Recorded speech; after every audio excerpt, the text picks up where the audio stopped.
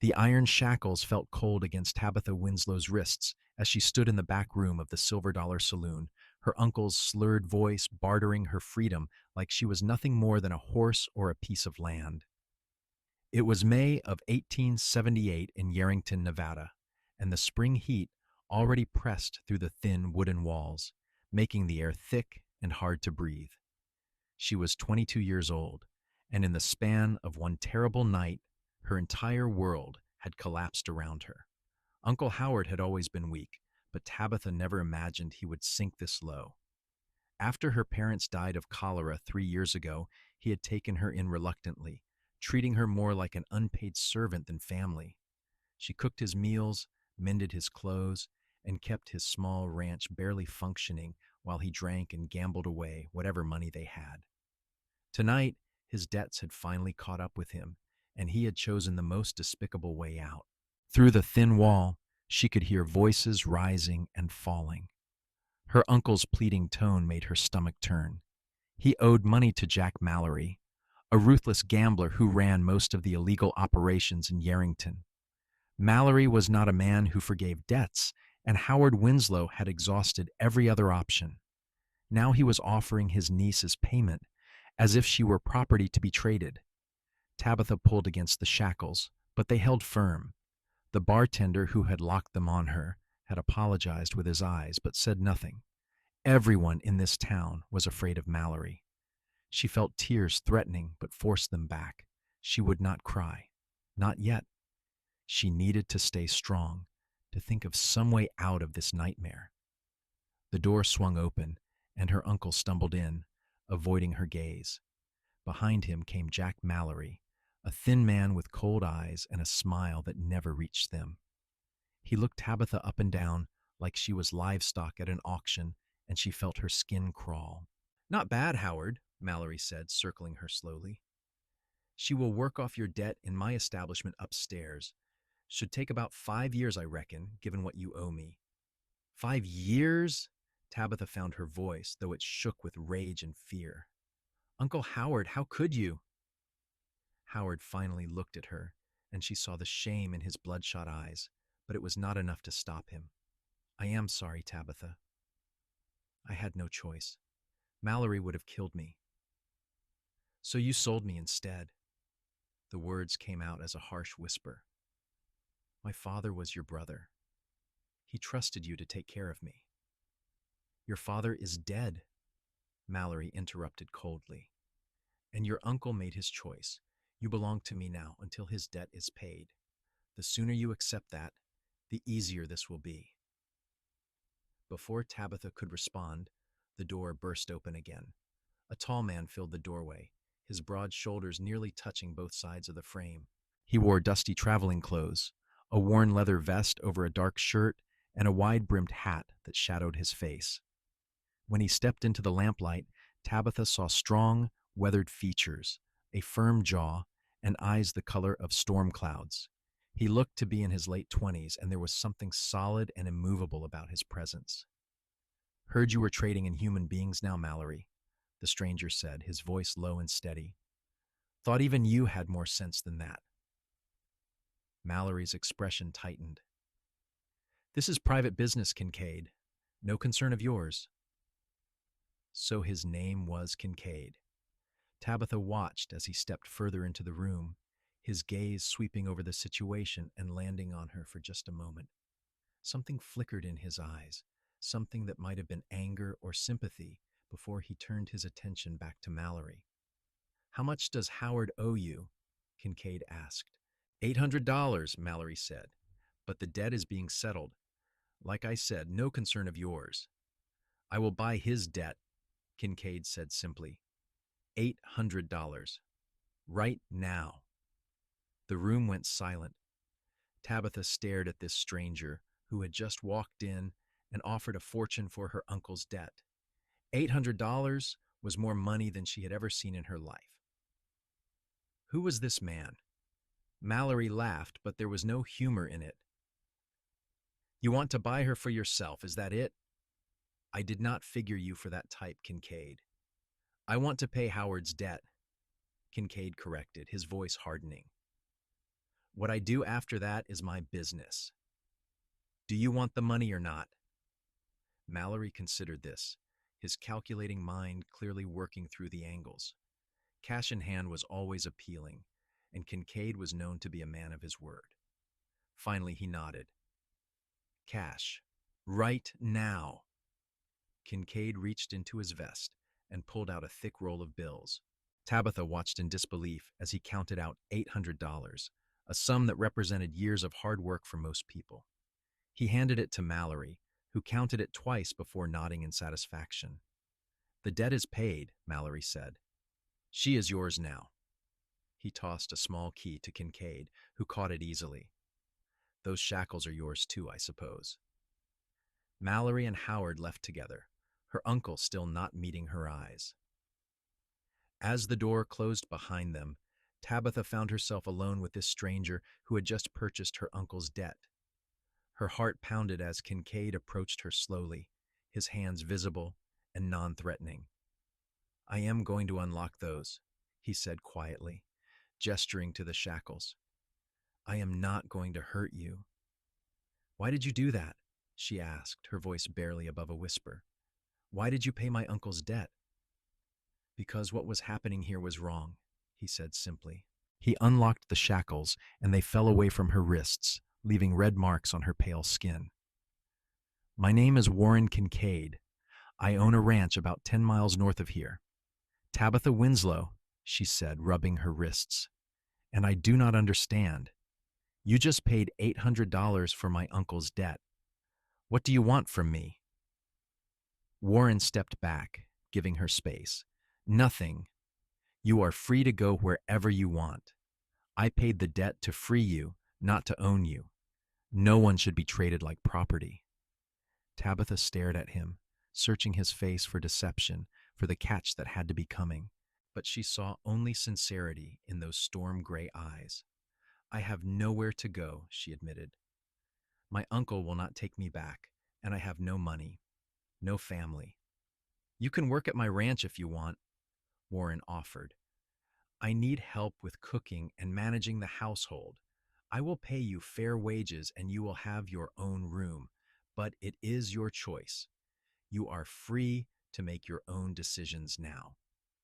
The offer was so unexpected, so genuine, that Tabitha felt those tears she had been holding back finally start to fall. She wiped them away quickly, embarrassed. Why are you being kind to me? You do not even know me. I know enough, Warren said gently.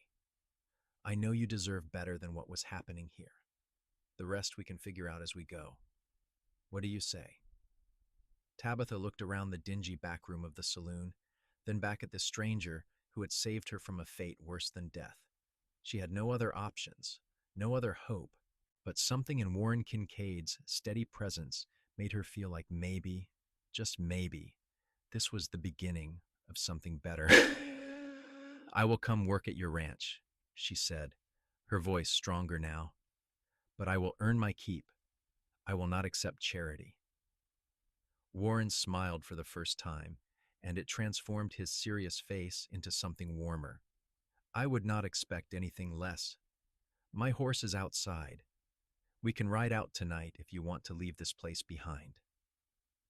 I have some belongings at my uncle's ranch, Tabitha said. Just a few clothes and my mother's Bible. We will stop there on the way, Warren agreed. Get whatever is yours. You do not owe Howard Winslow anything anymore. They left the saloon together, and Tabitha breathed in the cool night air, feeling like she was tasting freedom for the first time. Warren's horse was a sturdy bay gelding, calm and well-trained. He helped her mount, then swung up behind her, keeping a respectful distance. The ride to her uncle's ranch took about 20 minutes. The small, run-down property looked even more pathetic in the moonlight. Howard was not back yet, probably still at the saloon, drinking away the money Mallory had paid him with Warren's cash. Tabitha went inside and gathered her few possessions, stuffing them into a worn carpet bag. Her mother's Bible, 3 dresses, some underclothes, and a photograph of her parents on their wedding day. It was not much to show for 22 years of life. She also took her father's pocket watch from where Howard had hidden it in a drawer. He had no right to it. It belonged to her family, to her memories of better times. Warren waited outside, giving her privacy. When she emerged with her bag, he secured it to his saddle and helped her mount again. This time, they headed north out of Yarrington, into the dark Nevada landscape. "Tell me about your ranch," Tabitha said as they rode, needing to fill the silence with something other than her racing thoughts. "It is called the Triple K," Warren said. "About 500 acres, mostly cattle and horses. I have had it for 3 years now. Built the house myself with some help from my ranch hands. There are 2 men who work for me, Miguel and his son Carlos. Good people. They live in the bunkhouse on the property." "You built the house yourself?" Tabitha asked, impressed despite herself. "Most of it," Warren confirmed. "I am good with my hands, always have been. My father was a carpenter back in Missouri before he moved west. He taught me the trade before he died." "I am sorry about your father," Tabitha said softly. "It was a long time ago," Warren said. 10 years now. He and my mother both died in a fire. I was 18. After that, I worked on various ranches, saved my money, and eventually bought the land for the Triple K. It has been a lot of work, but it is mine.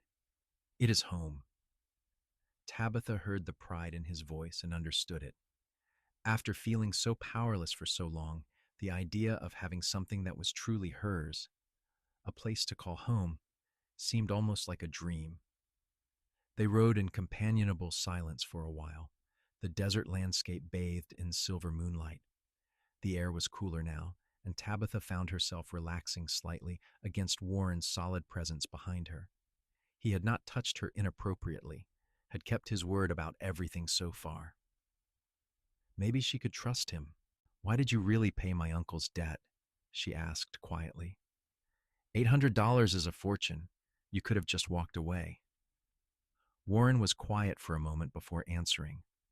"When I was 19, I saw something similar happen in a town in Colorado. A man sold his daughter to pay a debt, and no one stopped it. I was young, broke, and powerless to help. I watched that girl get dragged away, screaming, and I have never forgotten her face.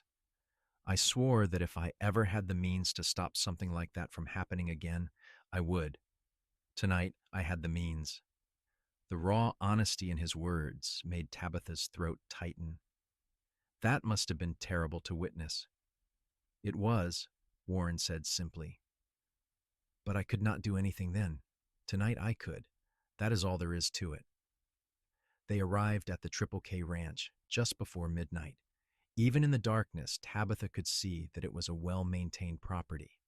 The house was a solid 2-story structure with a wide porch. Nearby stood a large barn, a bunkhouse, and several corrals. Everything looked orderly and cared for. Warren helped her down from the horse and grabbed her carpet bag. "The bunkhouse is dark, so Miguel and Carlos are already asleep. I will show you to your room and we can sort out the details in the morning." Inside, the house was simply furnished but clean and comfortable. Warren lit a few lamps, casting warm light over a spacious main room with a stone fireplace, a solid dining table, and a kitchen area that was better equipped than anything Tabitha had worked with at her uncle's place. "Your room is upstairs," Warren said, leading the way. "There are 3 bedrooms up here. Mine is at the end of the hall. Yours is this one." He opened a door to reveal a modest but pleasant room with a real bed, a dresser, a washstand, and even a small mirror on the wall. Compared to the cramped corner she had been sleeping in at her uncle's ranch, it looked like a palace. "It is wonderful," Tabitha said honestly. "Thank you." "Washroom is across the hall," Warren said. "There is water in the pitcher, fresh towels in the drawer. Get some rest.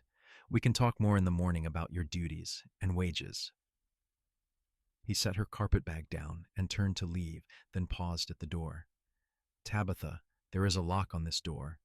Use it if it makes you feel safer. You are under my protection now, but I want you to feel secure." The gesture, small as it was, meant more than he probably knew. "Thank you, Warren, for everything." He nodded and left, closing the door quietly behind him. Tabitha listened to his footsteps retreat down the hall, then looked around her new room. It still felt surreal, like she might wake up back in that horrible room at the saloon. But the solid floor beneath her feet, the clean smell of the linens, the weight of freedom settling over her shoulders, all of it felt real. She locked the door, changed into her nightgown, and climbed into the bed. The mattress was comfortable, the blankets soft. For the first time in years, Tabitha Winslow felt safe. As she drifted off to sleep, her last thought was of storm gray eyes and a voice that promised protection. Morning came with golden sunlight streaming through the window. Tabitha woke disoriented for a moment before remembering where she was. She dressed quickly in one of her simple calico dresses and brushed out her long, dark hair, braiding it neatly. When she looked in the mirror, she saw shadows under her green eyes from the stress of the previous night, but also something new, a spark of hope. Downstairs, she found Warren already in the kitchen, attempting to make coffee. He looked up when she entered and gave her a rueful smile. "I am not much of a cook," he admitted. "That is one reason I need help." "Let me," Tabitha said, taking over. She found the coffee pot, checked that the stove was properly heated, and began making a proper pot of coffee. In the pantry, she discovered eggs, bacon, flour, and other supplies. "How does breakfast sound?" "Like heaven," Warren said gratefully. He sat at the table and watched her work. "You seem to know your way around a kitchen." "I have been cooking since I was 12, Tabitha said, expertly cracking eggs into a bowl. "My mother taught me before she died. At my uncle's place, I did all the cooking and cleaning. He was useless at anything domestic." As she worked, Warren told her more about the ranch. Miguel and Carlos handled most of the outdoor work with the cattle and horses, while Warren managed the business side and did the heavier ranch work. What he needed was someone to manage the household, do the cooking, and handle the domestic tasks that he frankly had no talent for. "I will pay you $30 a month," Warren said, "plus room and board. That is more than fair for the area, and you will have Sundays off to rest or go into town if you want." $30 a month was a generous wage for domestic work. Tabitha knew other women who did similar work for half that amount. "That is very generous," she said. "You will earn it," Warren assured her. "The house needs proper management, and I have been living like a bachelor for too long. It will be good to have home-cooked meals and clean clothes that do not smell like horses." Tabitha laughed, a sound that surprised her. When was the last time she had laughed? She served breakfast, fluffy scrambled eggs with bacon and biscuits she had quickly made from the flour and buttermilk she found. Warren ate with obvious appreciation, complimenting her cooking multiple times. Miguel and Carlos came in just as they were finishing. Miguel was a weathered man in his 50s, with kind eyes and silver threading through his black hair. Carlos was younger, probably around Tabitha's age, with his father's warm smile. Warren introduced her simply as their new housekeeper, not mentioning the circumstances of how she came to be there. If they wondered why their boss had suddenly hired someone, they were too polite to ask. Both men greeted her warmly in accented English, and Tabitha liked them immediately. Over the next few weeks, Tabitha settled into life at the Triple K Ranch. She fell into a comfortable routine of cooking, cleaning, mending clothes, and managing the household. The work was hard but satisfying in a way her work at her uncle's ranch had never been. Here she was appreciated. Warren never failed to thank her for meals or compliment her work. Miguel and Carlos treated her with respect. For the first time in 3 years, Tabitha felt like a person rather than a burden. She learned more about Warren as the days passed. He was quiet by nature, but not unfriendly. He worked harder than any man she had ever known, up before dawn, and often not finishing until well after dark. He was fair with his employees, paying them on time and treating them with respect. He had a dry sense of humor that caught her off guard sometimes, making her laugh when she least expected it. And he was kind, not just to her, but to everyone. When one of the ranch horses got injured, She watched him spend hours caring for the animal with a gentleness that seemed at odds with his rough exterior. When Carlos came down with a fever, Warren personally rode into town to fetch the doctor, paying the fee without hesitation. Tabitha found herself watching him more than she should. The way he moved with confident purpose, the strength in his hands as he worked, the rare smiles that softened his serious face. She tried to remind herself that she was just his employee, that he had saved her out of basic human decency, not because he felt anything for her. But her heart was not listening to logic. One evening in early June, about a month after she had arrived at the Triple K, Tabitha was preparing dinner when Warren came in earlier than usual. She turned from the stove to find him watching her with an expression she could not quite read. "Something wrong?" she asked, suddenly self-conscious. "No," Warren said slowly. "I was just thinking that you have been here a month now. I wanted to check that everything is going well, that you are happy here." "I am," Tabitha said honestly. "Happier than I have been in a long time. Thank you for giving me this chance." Warren stepped closer, and Tabitha felt her heart rate pick up. "You have earned your place here, Tabitha. This ranch runs smoother with you here. I run smoother with you here." There was something in his voice, a warmth that went beyond employer to employee. Tabitha met his eyes and saw something there that made her breath catch. Interest, attraction, the same things she had been trying to suppress in herself. "Warren," she said softly, "I owe you everything. You saved me from a terrible fate. I do not want you to feel obligated to be anything more than my employer." "Obligated?" Warren shook his head. "Tabitha, I have not felt obligated about anything concerning you since the day I met you. But I have felt a lot of other things." "Like what?" The question came out as barely a whisper. "Like I look forward to coming in from work because I know you will be here," Warren said, his voice low and earnest. "Like your smile is the best part of my day. Like I am falling for you, and I do not know if that is something you could ever want, given how we met." Tabitha's heart soared and plummeted at the same time. "Warren, you paid $800 for my uncle's debt. I cannot help but wonder if what I feel for you is real or just gratitude." "What do you feel for me?" Warren asked, taking another step closer. "Everything," Tabitha admitted. "I feel everything. You are the first person in 3 years who has treated me like I matter. You are kind and strong and good, and I think about you far more than an employee should think about her employer. But I am afraid that these feelings are not real, that they are just because you saved me." Warren reached out slowly, giving her time to pull away, and gently took her hand. His palm was calloused from hard work, but warm and steady. "Then let us take our time," he said. "Let us get to know each other properly, with no debt or obligation between us. You work here, I pay you, and whatever develops between us beyond that will be real." Does that sound fair? It sounded more than fair. It sounded like exactly what Tabitha needed. "Yes," she agreed, squeezing his hand. "Let us do that." Warren smiled, that rare, transformative smile that made her heart flip. He raised her hand to his lips and kissed it gently, a gesture so old-fashioned and sweet that Tabitha felt herself falling a little more in love right there. Summer progressed into the scorching Nevada heat. The work on the ranch was constant, and Tabitha kept busy with her household duties.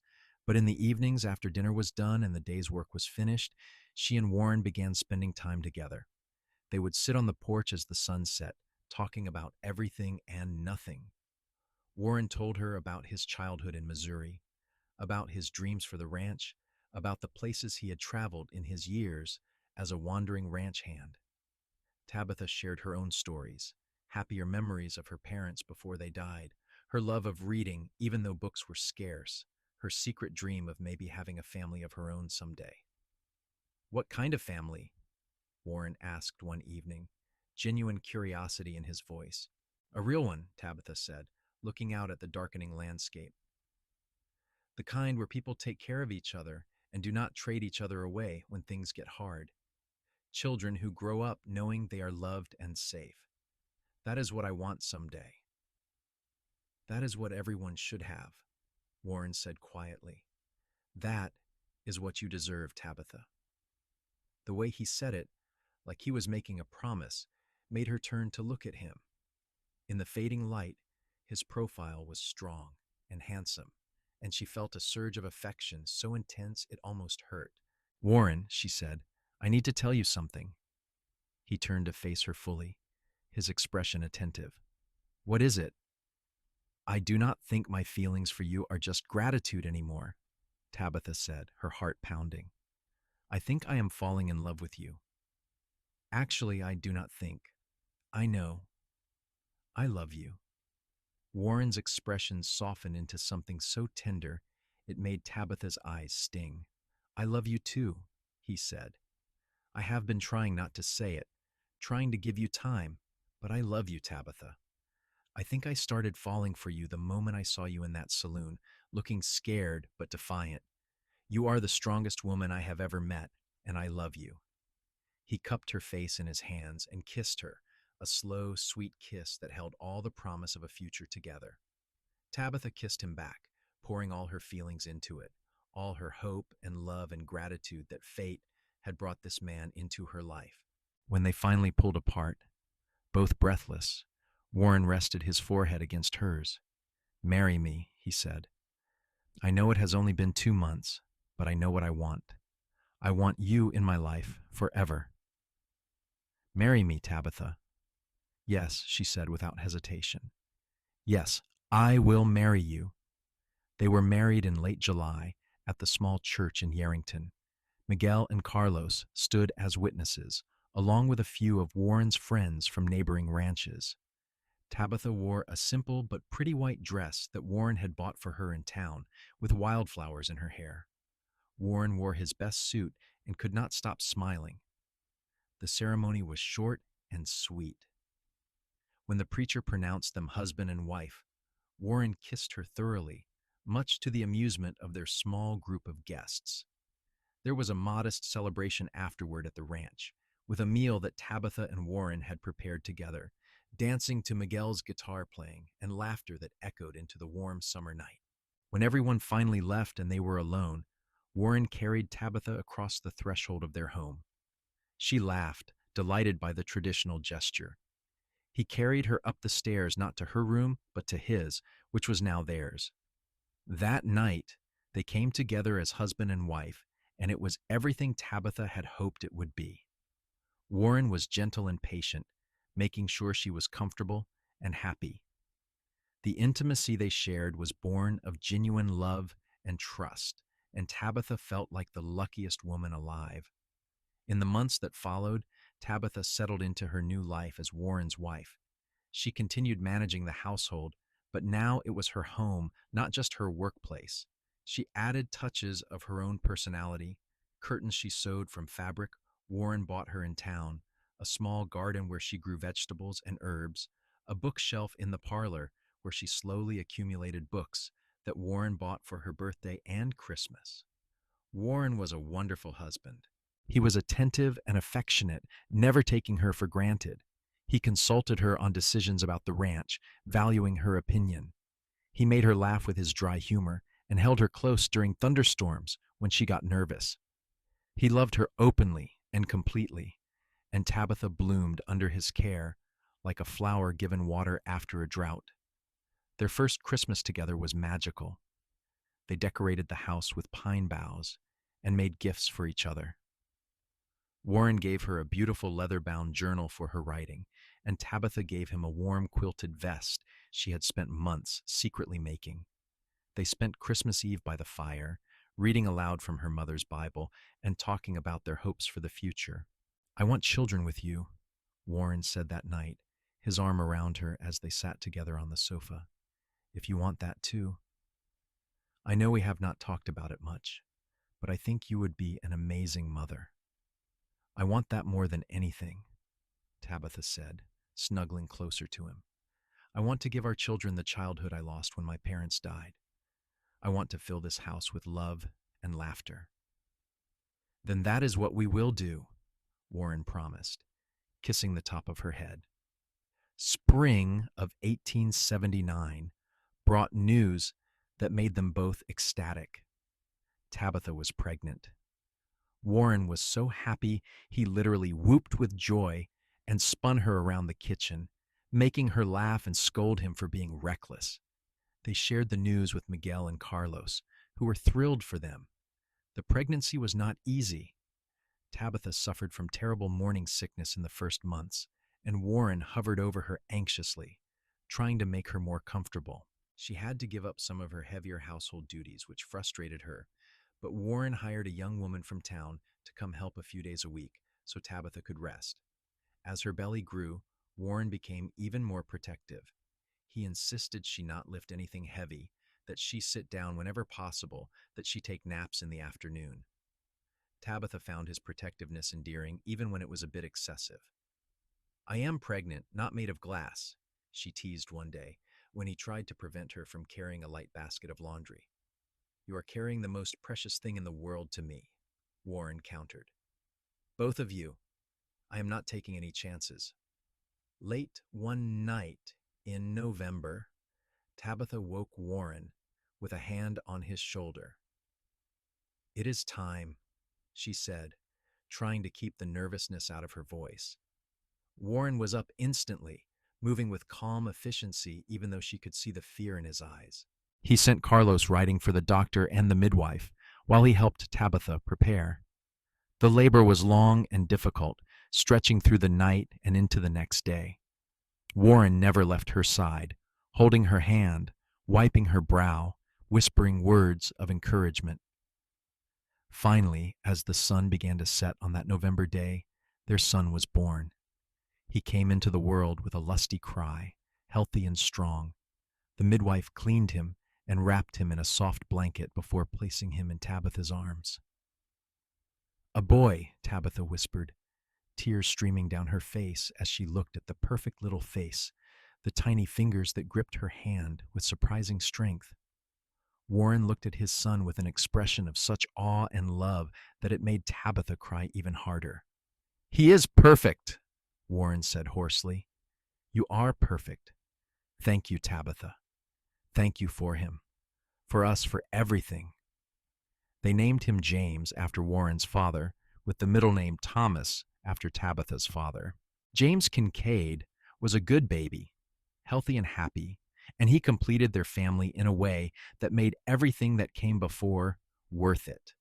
As Tabitha recovered from the birth and they adjusted to life with a newborn, she often thought about how much her life had changed. A year and a half ago, she had been shackled in a back room of a saloon, her future bleak and terrifying. Now she was sitting in a comfortable rocking chair in her own home, nursing her son while her husband read aloud from a book, his deep voice soothing in the quiet evening. "Warren," she said, interrupting his reading. He looked up, concerned. "What is it? Do you need something?" "I just wanted to tell you that I love you," Tabitha said, "and that I am so grateful you walked into that saloon that night. You saved my life in more ways than one." Warren set his book aside and came to kneel beside the rocking chair, carefully so as not to disturb the nursing baby. He took Tabitha's free hand in his. "You saved mine too," he said. "I was just existing before I met you, working hard, making a living, but not really living.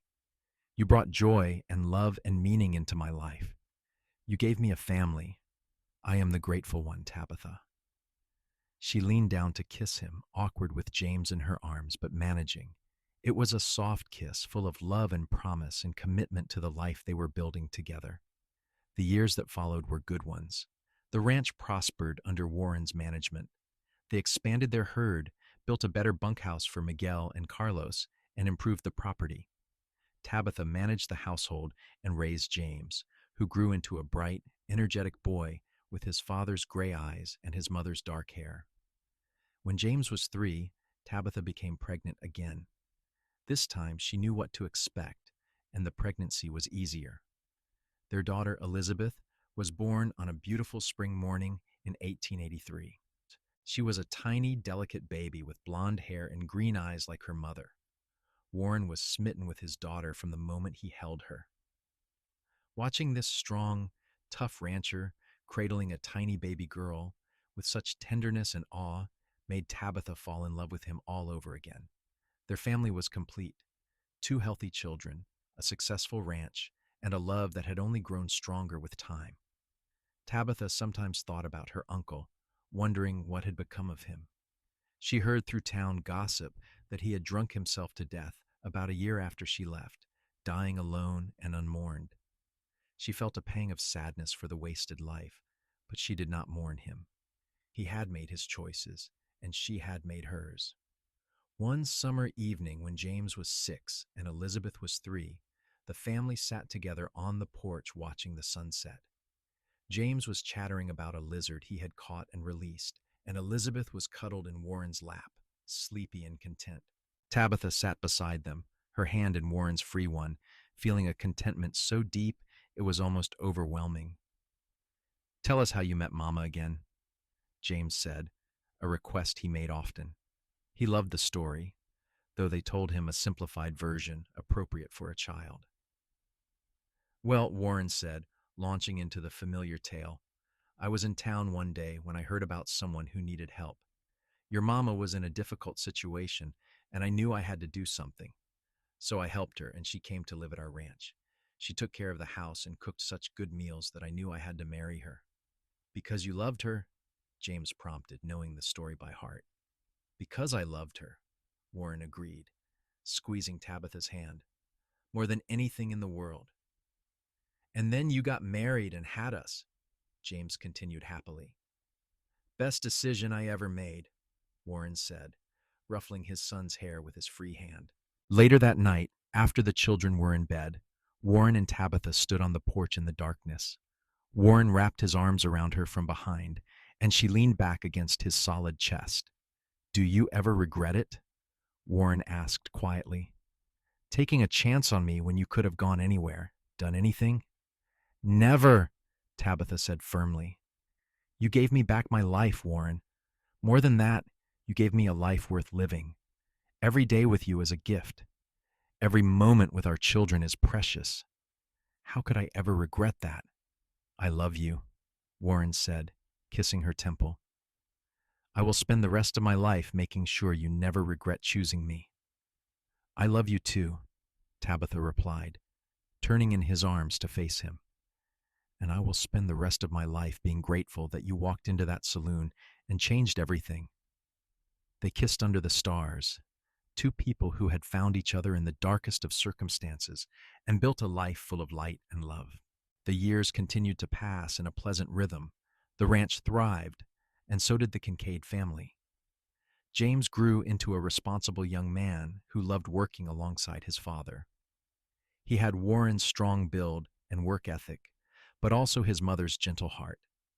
Elizabeth grew into a spirited girl who could ride a horse almost as well as her brother and had opinions on everything. She had inherited Tabitha's determination and Warren's stubbornness, a combination that kept her parents on their toes.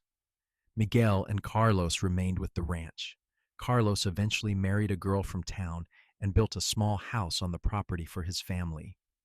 Miguel became like a grandfather to James and Elizabeth, teaching them about horses and cattle and the land they lived on.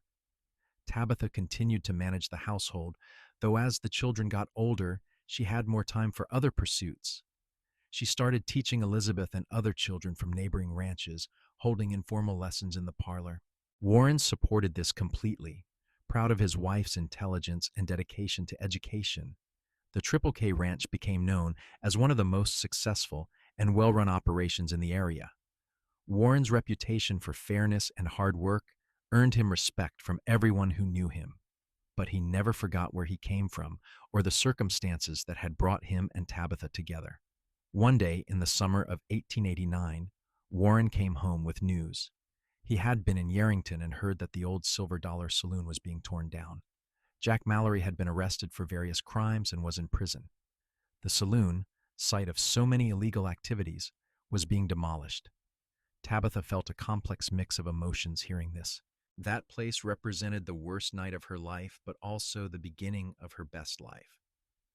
"It is strange," she said to Warren that night, "to think that building is gone. I hated that place, but without that terrible night, we might never have met. I would have found you somehow," Warren said confidently. "I believe we were meant to be together. Maybe it would not have happened when it did, but it would have happened. You are my destiny, Tabitha. I knew it the moment I saw you." "You cannot know that," Tabitha said, though she wanted to believe it. "Yes, I can," Warren insisted, pulling her close. "Some things are just meant to be. We are one of those things." They stood together in the kitchen of their home, older now, marked by the years and the work and the joys and sorrows of life, but still deeply in love. Their children's laughter floated in from outside, where they were playing in the yard. The sun was setting, casting golden light through the windows. "I am glad it was you," Tabitha said softly. "I am glad that of all the people in that saloon that night, you were the one who chose to help me." "I am glad I had the means to do it," Warren replied. "And I am glad you took a chance on me, on this life. You have made me happier than I ever thought possible." They had faced challenges over the years, of course. There had been hard winters where cattle died and money was tight. There had been a bad drought one summer that tested everyone's endurance. Elizabeth had gotten seriously ill with pneumonia when she was 5, and for a terrifying week, they did not know if she would survive. But she had, strong and resilient, like her parents. Through it all, Warren and Tabitha's love had remained constant. They had learned to lean on each other, to support each other through the hard times and celebrate together during the good times. They had built not just a ranch, but a legacy, something they could pass on to their children. As James approached his teenage years, he began taking on more responsibility at the ranch. Warren taught him everything he knew about running the operation, about dealing with buyers and managing finances and caring for the land and animals. James absorbed it all eagerly, proud to be following in his father's footsteps. Elizabeth, meanwhile, discovered a love of books and learning that reminded Tabitha of herself. Warren made sure there were always new books for his daughter, bringing home volumes from his trips to larger towns. Elizabeth would lose herself in stories of adventure and romance, dreaming of the wider world while also deeply loving her home. One evening, when James was 15 and Elizabeth was 12, the family sat around the dinner table. It was a common scene, one that had played out thousands of times over the years, but tonight felt special somehow. Maybe it was the way the lamplight cast a warm glow over everyone's faces. Maybe it was the laughter and easy conversation that flowed. Maybe it was simply the accumulation of years of love and happiness that filled the room like a presence. "I have an announcement," Warren said, getting everyone's attention. I have been thinking about expanding the ranch again. There is a parcel of land adjacent to ours that is coming up for sale. If we can acquire it, we would have room to double our herd." "That is exciting," Tabitha said, though she knew expansion meant more work for everyone. "It is also an investment in the future," Warren continued, looking at James. "I am not getting any younger. I want to make sure this ranch is as strong as possible for when it is your responsibility, son." James straightened with pride. "I will work hard, Pa. I will make you proud." "You already do," Warren said warmly. "Every single day." After dinner, as Tabitha cleared the dishes, Elizabeth came to help. "Mama," she said thoughtfully, "tell me the real story of how you and Papa met." Tabitha paused, surprised. Elizabeth had heard the simplified version many times, but she was older now, old enough to understand more. "Why do you want to know?" "Because I know there is more to it than what you have told us," Elizabeth said, her green eyes serious. "I have heard things in town, whispers about Papa paying a debt for you. I want to know the truth." Tabitha looked at her daughter, this bright, perceptive girl who deserved honesty. "All right," she said. "Let us sit down and I will tell you the whole story." They sat together at the kitchen table, and Tabitha told Elizabeth everything. about her parents' deaths, about her uncle's gambling and drinking, about the terrible night at the saloon when Howard had tried to sell her to pay his debts. She told her about Warren walking in like an avenging angel, about him paying $800 to free her, about how he had given her a job and her freedom and eventually his heart. Elizabeth listened with wide eyes, tears streaming down her face by the end. "That is the most romantic thing I have ever heard," she said. "Papa saved you."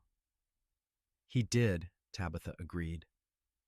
"But I also saved him in a way. We saved each other. That is what love does, Elizabeth. It makes you better. It gives you something worth fighting for." Elizabeth hugged her mother tightly. "I want a love like that someday, like you and Papa have." "I hope you find it," Tabitha said, stroking her daughter's hair. "Everyone deserves that kind of love." Later, when Tabitha told Warren about the conversation, he smiled. "She is growing up," he said. "They both are. Soon enough, James will be running this ranch, and Elizabeth will be breaking some young man's heart." "Do not remind me," Tabitha groaned. "I am not ready for them to be grown." "Neither am I," Warren admitted. "But we raised them well. They are good kids with good hearts. They will be fine." "Because they had you as a father," Tabitha said. "You taught them what a good man looks like. James will treat his wife the way you treat me, and Elizabeth will not settle for anything less than a man who respects and cherishes her because she has seen that in you." Warren pulled her into his arms. "We did this together," he said. "Everything good in my life is because of you." They stood there in the quiet house, holding each other like they had done countless times before. Outside, the Nevada night was clear and cool, stars blazing in the dark sky. Inside, their children slept peacefully, secure in the knowledge that they were loved and safe. The years moved forward. James turned 18 and took on even more responsibility at the ranch. He was tall and strong, a younger version of his father in many ways. Women in town had started noticing him, but he was focused on learning the ranch business and had little time for romance yet. Elizabeth turned 15 and was growing into a beautiful young woman. She helped her mother with teaching the younger children who came for lessons, showing a natural talent for education.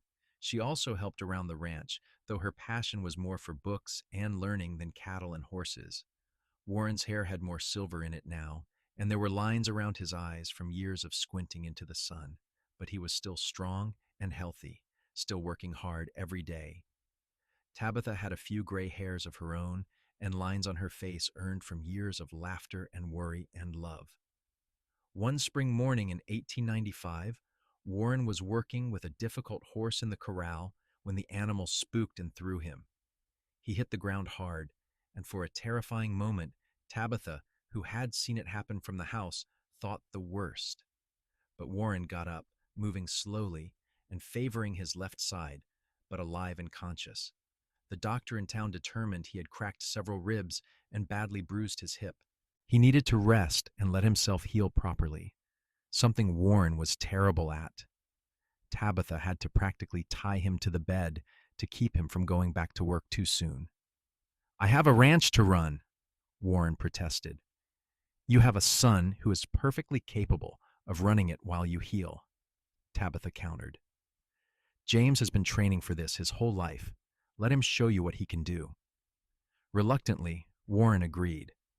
Over the next few weeks, as he recovered, he watched James manage the ranch with growing pride. His son made good decisions, worked well with Miguel and Carlos and the other ranch hands they had hired over the years, and kept everything running smoothly. "He is ready," Warren said to Tabitha one evening. "James is ready to take over the ranch." "Are you ready to let him?" Tabitha asked gently. Warren considered this. "I do not want to stop working," he admitted. "But I also realize I am not as young as I used to be. Maybe it is time to step back a bit, let James take the lead while I am still here to advise him." They had a family meeting to discuss it. James was both excited and nervous about taking on more responsibility. Elizabeth supported her brother enthusiastically. Together, they decided that James would officially become the ranch manager while Warren would transition to an advisory role. The change was good for everyone. James thrived with the responsibility, proving himself more than capable. Warren discovered he enjoyed having more time with Tabitha, taking leisurely rides around the property, working on projects around the house he had been putting off for years, simply enjoying life without the constant pressure of running the ranch single-handedly. Tabitha loved having more time with her husband. They had been married for nearly 17 years now, and their love had only deepened. They took long walks in the evenings, talking about everything and nothing. They sat together reading in the parlor. They made plans for the future, for when they would have grandchildren to spoil. That future came sooner than expected. When James was 21, he met a girl named Sarah from a neighboring ranch. She was sweet and hardworking, and James fell for her hard. By the time he was 22, they were married, and Sarah came to live at the Triple K. Tabitha loved her daughter-in-law immediately. Sarah was respectful and kind, eager to help and learn. She and James moved into a newly built addition to the house, giving them privacy while keeping the family close. A year later, Tabitha and Warren's first grandchild was born, a little girl they named Emily, with Sarah's blonde hair and James's gray eyes.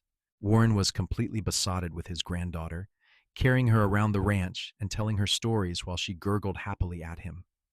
"You are going to spoil her rotten," Tabitha accused, though she was just as guilty of spoiling the baby. "That is what grandparents are for," Warren said, completely unrepentant. Elizabeth, now 18, announced she wanted to go to a teaching college in Carson City. It was a difficult decision for Tabitha and Warren, letting their daughter move away, but they knew she had to follow her dreams. They helped her prepare, buying her everything she would need, and Warren personally drove her to Carson City to help her get settled. When he came back, looking sad despite being proud of Elizabeth's ambition, Tabitha held him close. "She will be back," she assured him. "This is her home. She will always come back." And Elizabeth did come back, every summer and for holidays, full of stories about her studies and the friends she was making. She graduated 2 years later with high marks and returned to Yarrington to start a proper school. The town had been needing a real teacher, and Elizabeth filled that role perfectly. Life continued its steady progression. James and Sarah had 2 more children, giving Tabitha and Warren 3 grandchildren to love and spoil. The Triple K Ranch continued to prosper under James's management, growing and expanding. Elizabeth built a successful school and eventually met a nice young man, a lawyer who had recently moved to town. They married when she was 25 and he was 27 in a beautiful ceremony at the ranch. Through it all, Warren and Tabitha remained each other's constants. They had been through so much together, built so much together. They had watched their children grow and have children of their own. They had turned a struggling ranch into a legacy. They had transformed a relationship born from a terrible situation into one of the most beautiful love stories Tabitha had ever known. On their 20th wedding anniversary, Warren surprised Tabitha with a trip to San Francisco. It was the first time either of them had been to a big city, and they spent a week exploring, seeing the sights, eating at restaurants, and staying in a real hotel. It was magical and special, a celebration of 2 decades of love and partnership. On their last night there, as they stood on the balcony of their hotel room, looking out at the city lights, Warren took Tabitha's hand. 20 years, he said. "And I love you more now than I did the day I married you." "How is that possible?" Tabitha asked, leaning against him. "I thought I could not love you more than I already did, and yet every year I do." "Because love is not finite," Warren said. "It grows with every shared moment, every challenge overcome, every joy celebrated. Our love has had 20 years to grow, and it will continue to grow until our last day." Tabitha turned in his arms and kissed him, a deep, passionate kiss that held 20 years of love and devotion. When they finally pulled apart, both breathless, she smiled up at him. "I would do it all again," she said. "Every hard moment, every challenge, All of it, because it led me here, to you, to this life we built together. So would I, Warren agreed. You are the best thing that ever happened to me, Tabitha Kincaid. They returned to the ranch refreshed and more in love than ever. The years continued to pass, bringing new joys and occasional sorrows. Miguel passed away peacefully in his sleep at the age of 78, surrounded by his family. The whole ranch mourned him, and they buried him in the small cemetery on the property with full honors. Carlos took over his father's role, and the work continued. Warren's health remained good, though he slowed down as the years advanced. He was content to let James run the ranch while he enjoyed his grandchildren and his wife. Tabitha remained active and involved, teaching occasionally at Elizabeth's school, helping Sarah with the children, managing the household, and most importantly, loving her husband. They celebrated their 25th anniversary surrounded by family. James and Sarah were there with their 3 children. Elizabeth and her husband had 2 children by then, adding to the joyful chaos.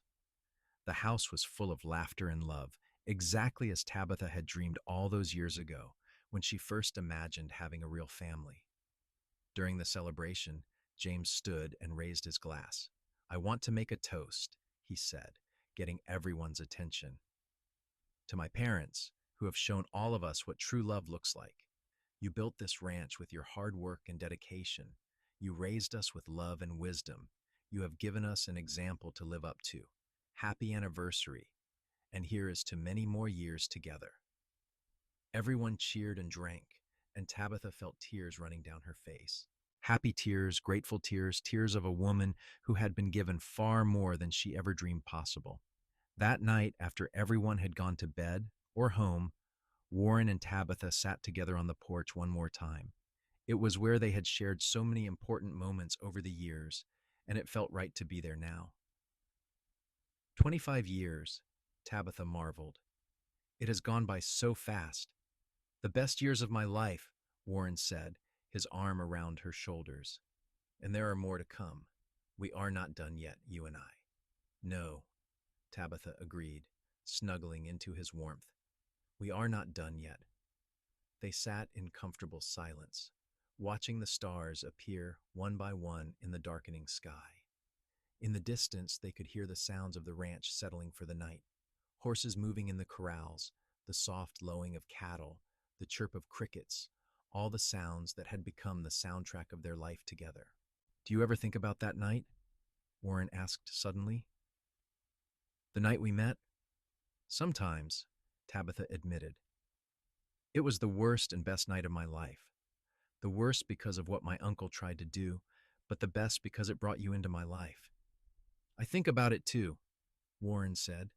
"I think about how easily I could have walked past that saloon, how I could have minded my own business. But something made me go in, made me ask questions, made me act. I believe it was fate." "I believe it was you being a good man," Tabitha said. "Fate might have put us in the same place, but you made the choice to help me." "That was all you, Warren." "Then I am glad I made that choice," Warren said, kissing her forehead. "It was the best decision I ever made."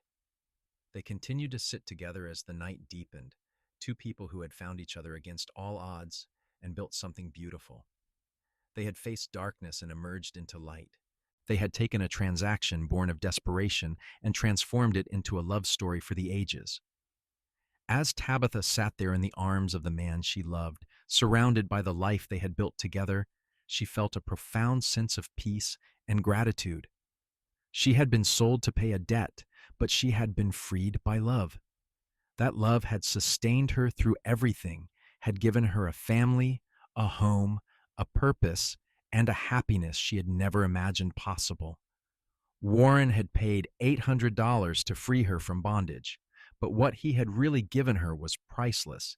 He had given her dignity, respect, safety, and most importantly, a love that had lasted through decades and would last until their final days. The years rolled on into the new century. The Triple K Ranch celebrated its 30th year of operation, a testament to Warren's vision and the family's hard work. James was now fully in charge, a respected rancher in his own right. His children were growing, with the oldest already showing interest in taking over the ranch someday. The legacy was secure. Elizabeth's school had become an institution in Yarrington, educating dozens of children over the years. Her own children were bright and curious, taking after their mother.